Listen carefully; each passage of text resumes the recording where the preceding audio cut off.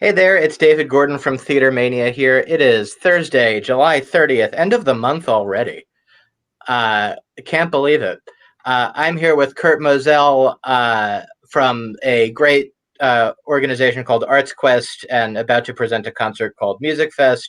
And I'm also here with the great singer-songwriter Katie Tunstall, who is one of the headlining performers.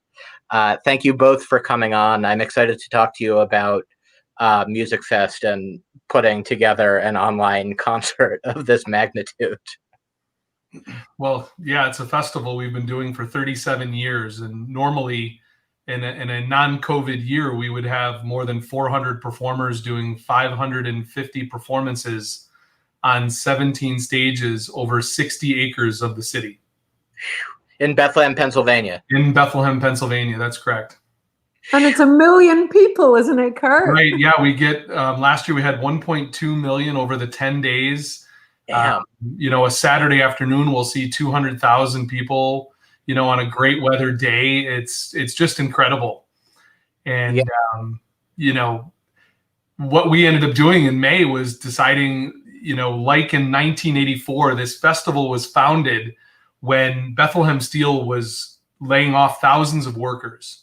And the folks in the city of Bethlehem and the small businesses and tourism were dying on a vine, and the city came together with small businesses and the chamber, and they said, we have to do something. And it was a music festival, and it was free to the public because everyone needed it. And it wasn't in a field 20 miles out of town. It was right in downtown, because they wanted not just the festival to do well, but they wanted the merchants to do well, and they wanted the hotels to be booked, and they wanted tourism to come in. And the first year we did this, we had 182,000 people. And it's just evolved and grown since then. And we said this year, when this happened, this is just as important as back then. So how do we get creative and reinvent ourselves? And that's what we've been working on the last couple months. So briefly, can you tell us what the online thing is going to be? Sure. There's a couple different ways we're doing shows. There's a lunchtime experience every day where we're working with WXPN, and they're broadcasting old performances that they've done. And then Martin Guitar came to us because they're based 20 minutes away from here. How perfect is that for us?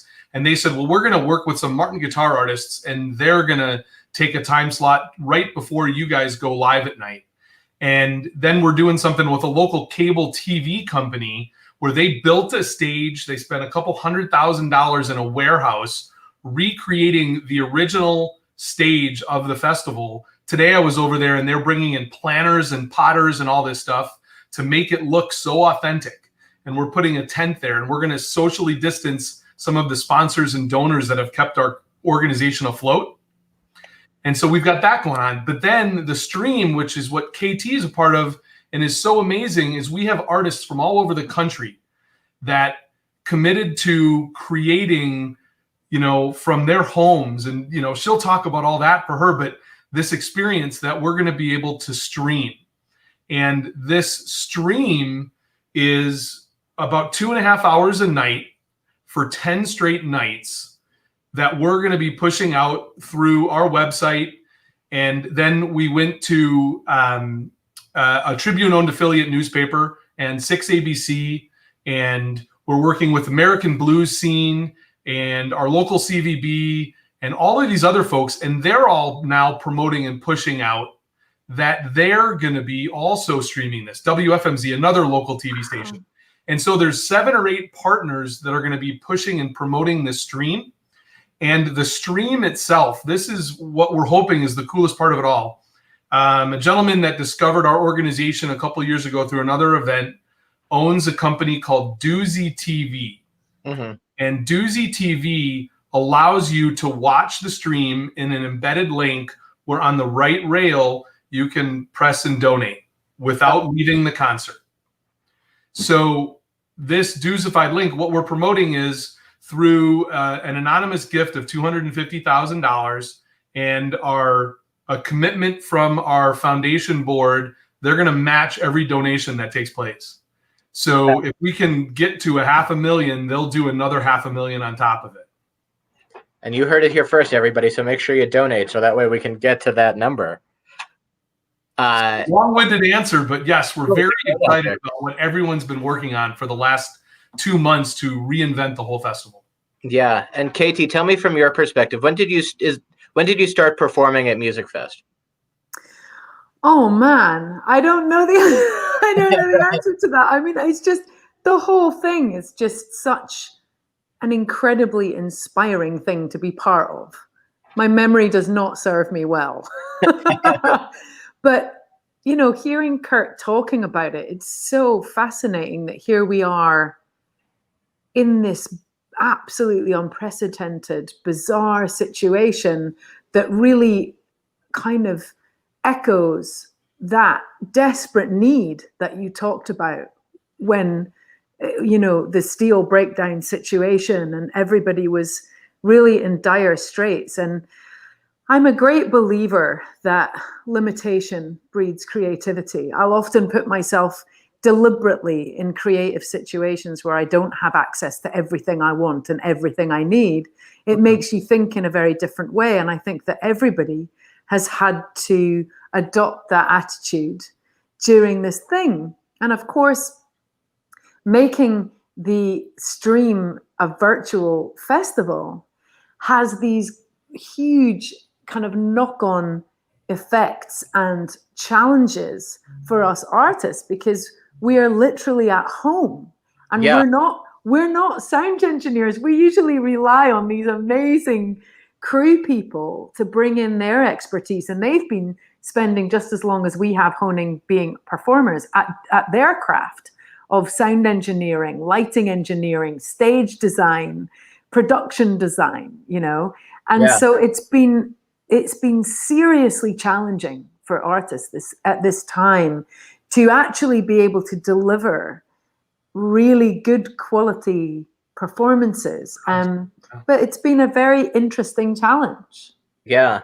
What is it like to, and I know you've been doing like some Facebook stuff where you've been performing, or not necessarily Facebook, but I know you've been performing online. Yeah, I decided pretty early on in the lockdown, and I think Curt will understand this, running a big business venture, that you have to protect what it is that you make a living from. And I was feeling particularly sensitive at the beginning of this, not really for myself. I'm in a great position because I've had a couple of big global hit songs that keep earning for me. But I was thinking very much about new artists in this time who were about to go on tour for the first time. Many, I'm sure, of the artists who were going to play MusikFest this year are up and coming artists. Yeah, the majority. And, you know, their entire system of really engaging with their crowds has been taken away. The live music scene at the moment is just not up and running. Right. So I was thinking about how, as an established artist, do we engage in that connection and engage in playing, but we don't devalue live music online so that it just suddenly becomes free, and people don't put a monetary value into the enormous amount of work that goes into writing songs, recording songs, putting an album together, and actually affording musicians a living within this. So I did a big, very celebratory online show, and it was really interesting because I moved into a new house and it has a big projection screen. So we did a Zoom gig, which was 300 people, and it was like $10 a ticket or something. But the amazing thing was that we projected the Zoom call onto the projection screen, so I could actually see everybody. Oh, that's awesome. As I'm playing. So I'm playing to an audience, and it was like everybody was in the front row. I could shout out what you were wearing, what you were drinking, the dogs in the background, you know. And that was, and also the other thing we did, which really made a difference, was that, and I know some sports, baseball games and stuff and football games have been doing this, where you use some crowd noise. And what we did was, we actually took the audience mics from my own show, from a show in Glasgow years ago, and we used that as a little bit of ambience, and that made a huge difference to not have this silence while you're playing. And it really, it just that that human murmur and sound really does make a difference. That live concert energy, right? Yes, exactly. We actually also had the noise just from the bar. So while people were waiting for the show to start, you actually felt like you were in a bar, which was really nice. That's awesome. I was going to say, we just got a question that was, is it hard to perform without an audience? It's very hard. Yeah, it's really. I remember when I was first going to go to Japan, and a few musician friends of me said, "Look, you're going to freak out because you play, and then they clap for 5 seconds, and then it's complete silence, and you end up just blabbering. You're like, oh, okay, I'm going to play another song now, and you have a drink, and it's completely silent, and it's just cultural. They're very, very polite, though, and then it's just silence." And so it's very unnatural to not have that feedback as a performer. And it actually requires digging really deep in terms of your own self-confidence and your own sense of ease performing in that vacuum. And I think some people fare better at that than others. And I mean, I just don't care. I just go for it and pretend. I just assume everyone's having a great time. Yeah. One of the things I was going to say, and this is to both of you. So, we've been in this situation for however many months now, almost 5 months.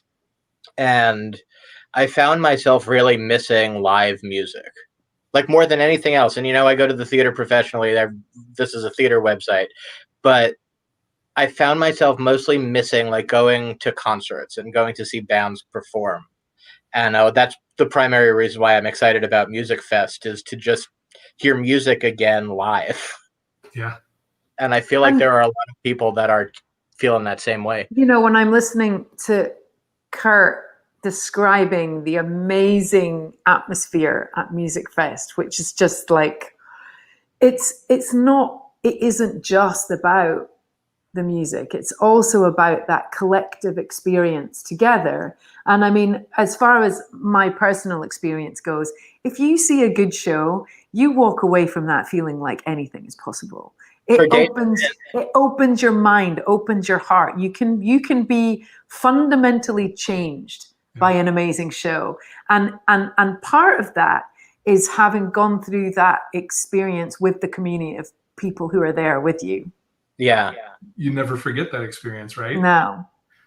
You can. And you know that amazing thing where, you might meet someone in a bar, or you might be talking to a friend or something, and you find out that you were at the same show. The best. And you're like, oh, you were there. Yeah. It's a real flag in the sand emotional moment of your life when you're at those. It's not. I remember I saw this great rapper. He's a British rapper called Dave, and he was talking about Glastonbury Festival, which is on par with MusikFest. And he said Glastonbury isn't a festival. Glastonbury is an experience. Absolutely. And I think that's such a brilliant way of putting it. Couldn't agree more.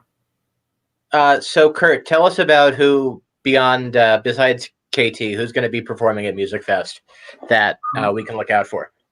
Sure. Robert Randolph is headlining one of the nights, and Michael Glebicki of Rusted Root.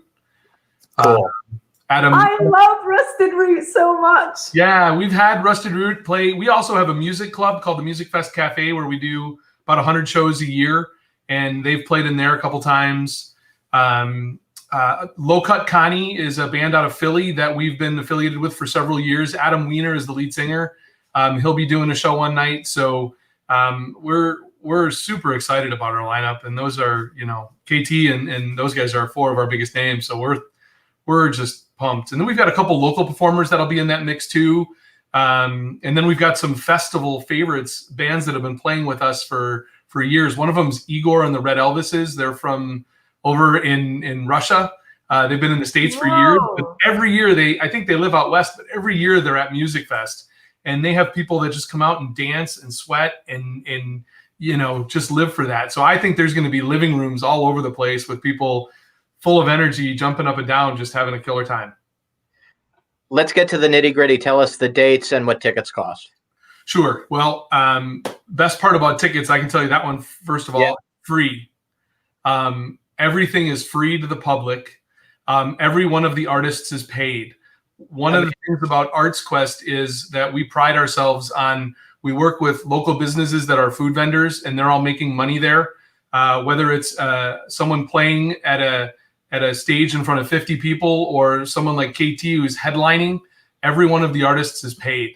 And we're a nonprofit organization. The economic impact that we put out to the community is $150 million a year. Whoa. And this year, our $23 million budget is going to be decimated down to $5 million. So what we're asking people is, rather than buy a ticket, if you can give $1, give $1. If you can give 10, give 10. If you can give, 100, great. Whatever you can afford, whatever you think our efforts are worth, we hope that people will consider giving, because that's how they can help us keep our arts organization that does all that we do year round, whether it's visual arts, concerts, cinema, everything we do, half of that is free to the public. And the stuff that we do that's paid funds that. And, kids are getting higher GPAs. They're graduating at a higher rate because of the arts. And the arts bring people together, and the arts heal at a time like this. So we're just so excited that we can do this. We have amazing artists like KT that are taking care of the rest for us. And the energy of these performances are just going to be something to be reckoned with. Yeah, and it starts July 31st? July 31st through August 9th. I got to get the dates in there. Yeah. MusikFest.org, MusikFest with the K.org is the website. There's a ton of information up there now. And the streams, there's links, and they'll be going live, 5 minutes before the shows every night.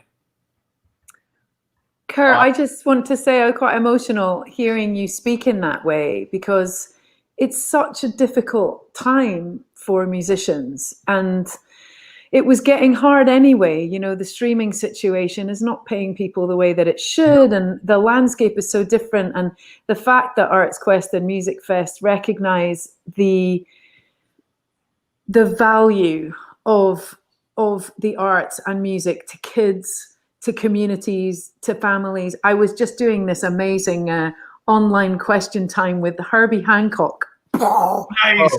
And he said exactly the same thing as you. He said, music is healing. Yeah. It's a healing force, and it's what we turn to at these times. And so I just want to say thank you from all musicians everywhere for you guys setting the example of putting value on what we do and actually helping musicians make a living. Setting that example for other people is really important. Well, it really is.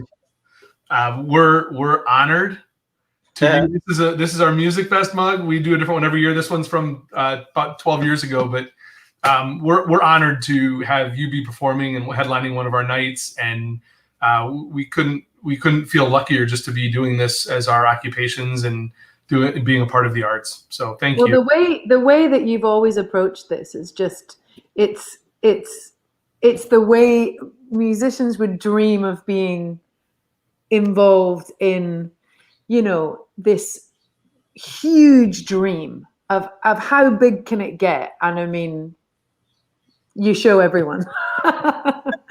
Thank you. And Katie, I want to end by asking you, A, when are you performing? And B, what can we expect from your set?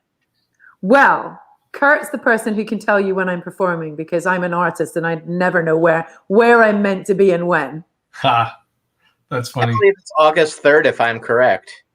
Yep, August 3rd. And I think the performance time is about 8:30 in the evening. We say give or take. We want to make sure everyone's tuning in and getting there. I will try and be on time. Yeah. And what can we expect from your set? So I always feel with a festival set that it's about taking people on a bit of a journey whilst making sure they're going to keep dancing through the whole thing. But you definitely want to try and make them cry at some point. And so there's a real mixture of some really songs from my first record. I'm doing a couple of really cool mashups with two of my well-known songs. So there's an 80s classic banger in there. There's a blues song that everybody knows in there. I'm also doing a super emotional cover,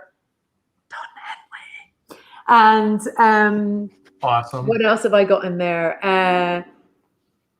Well, you also, the other thing with streaming is really funny because although we are not together in that hallowed space of partying shoulder to shoulder, you get to look in our houses. I know. You're like, so you get a pretty great sneak peek of my balcony. That's awesome. Are you in the States or are you in Scotland? So I live in Los Angeles now. In Los Angeles. Yeah, I've lived in LA for about 7 years. I moved to Venice Beach. I just moved there. I was like, what? This is a real place and I can live here? Yes, I'm going to live here. And then during lockdown, actually, I moved to Topanga Canyon and it's kind of worked out timing wise. I'm building a studio here in my house in Topanga Canyon and there's coyotes looking through the window going, what's she building in there? Nice. That's awesome. So it's an amazing place to be, and I think the danger for me is never wanting to leave, to be honest. Yeah, I get that. Thank you both for your time, Curt and Katie. MusikFest.org. I'm going to flash it up on the screen there, right at the bottom. It starts July 31st. It's going to be amazing. Awesome. Thanks so much, David. Katie, can't wait for your show. You guys are the best. Thanks for having me be a part of this today. Thank you both for talking to me, and thanks everybody for watching. Have a great rest of your day. Bye.